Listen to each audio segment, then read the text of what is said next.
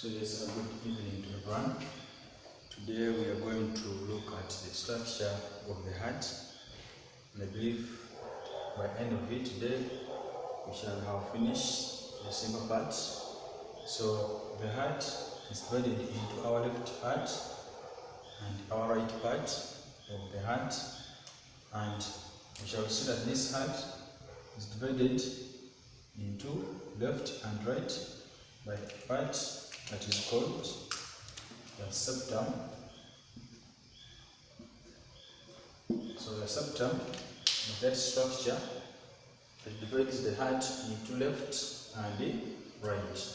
So this is going to be my left part of the heart, and this is my right part of the heart. It is being divided by the septum in the middle. Now this heart has 4 chambers. We have the upper chambers and the lower chambers. So to start from the left, we have the left chamber called the left atria. So this is our left atria, and the upper chamber called the left. So the right atria. This is the right atria. So those are the 2 chambers, the left atria and the right atria above. Then we come below, down, we have the left ventricle, shall call the left ventricle, and on the right we shall have the right ventricle. So this is the heart with 4 chambers. The upper 2 chambers, we have the left atrium on the left and the right atrium on the right, the left ventricle on the left. So the left ventricle on the left and the right ventricle on the right.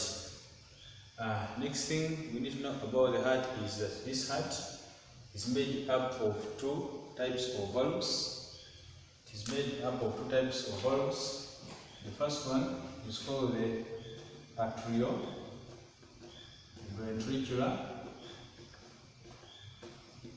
valve, or what we can also call the LV valves. So the LV valves, they are joining the atrias and the ventricles. Atrias and the ventricles.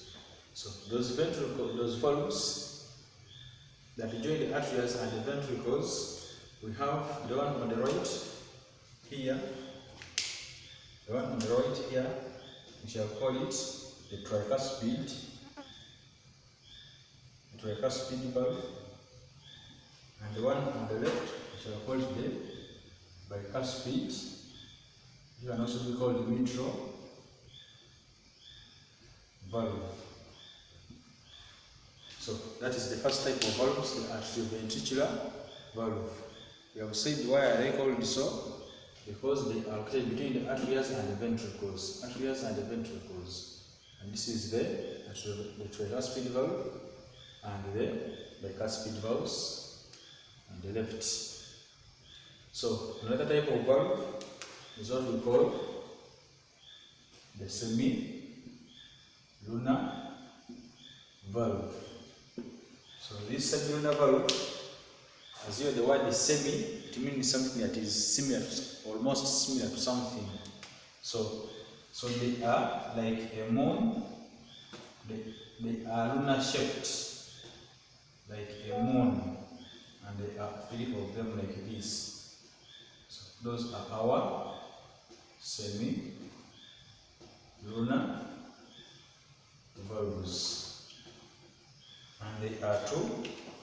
So we have the ones that is leading from the right ventricle through the pulmonary. So this is our pulmonary artery. So this valve is called the pulmonary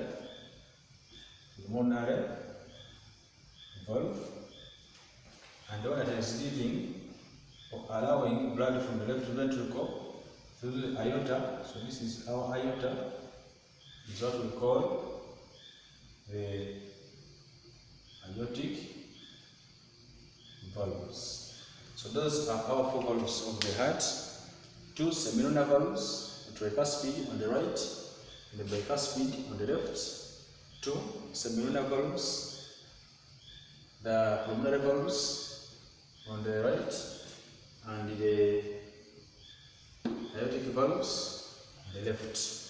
So that is about the valves. From there we go to blood vessels that are related to the heart. So this heart has blood vessels that drain it, that are going to drain it and supply it. So the first blood vessel we are having is the inferior vena cava, that returns blood that is deoxygenated from the lower parts of the body, and also the one that returns blood from the upper part of the body that is deoxygenated is called the superior vena cava. So once this blood comes, it is going to join up in the right atria. So those are blood vessels that are supplying the right atria. The inferior vena cava from the lower parts of the body, that is bringing the oxygenated blood, and the superior vena cava that is draining the upper parts of the body, bringing our deoxygenated blood. So as blood will come in here, it is deoxygenated, it gets into the right atria, causing blood pressure to increase there, which causes opening of the tricuspid valves.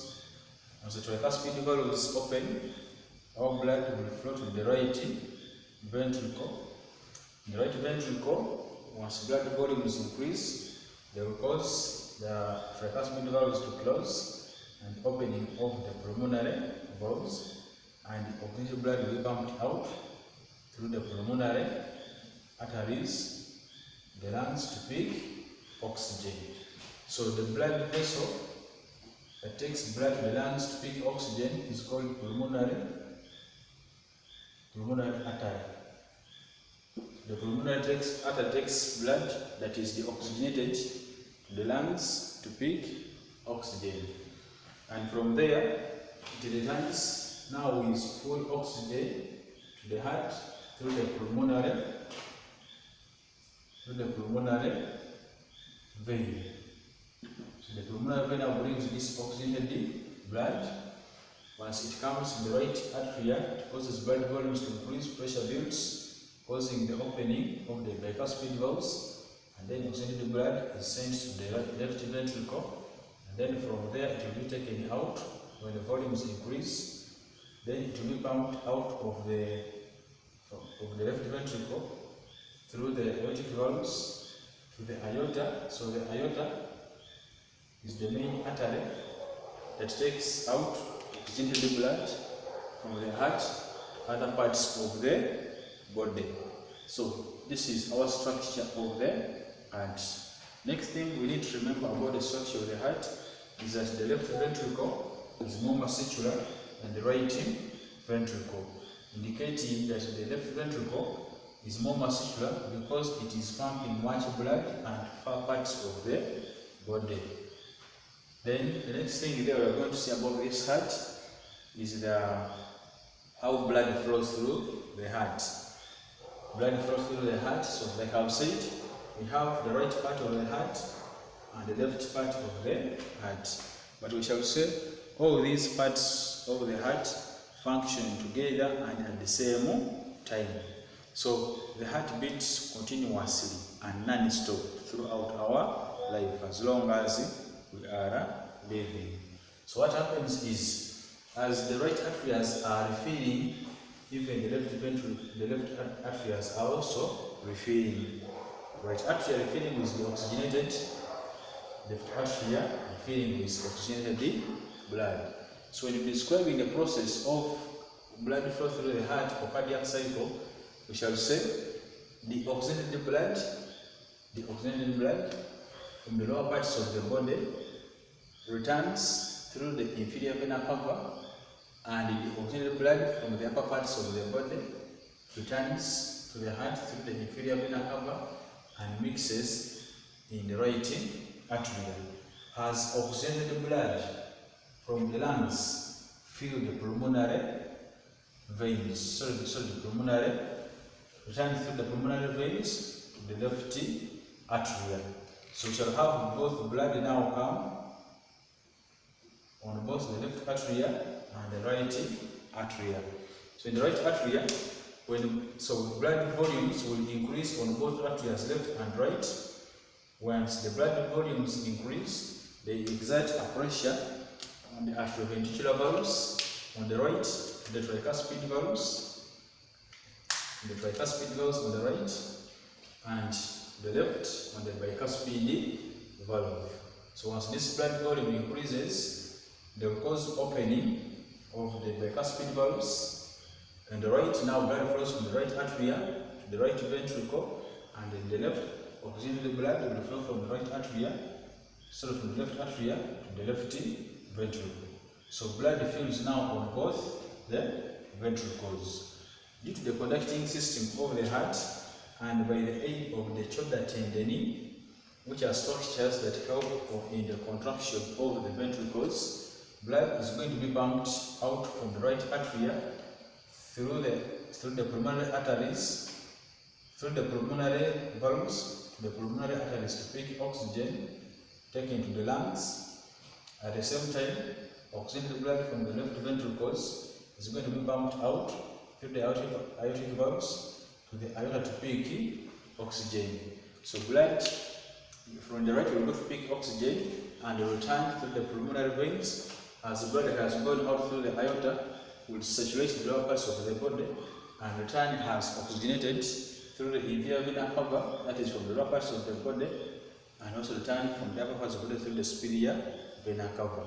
So that is our cardiac cycle. Hope the lecture has been nice. Thank you so much for your subscription. Please like and subscribe for more videos. We meet in our next video. Thank you so much.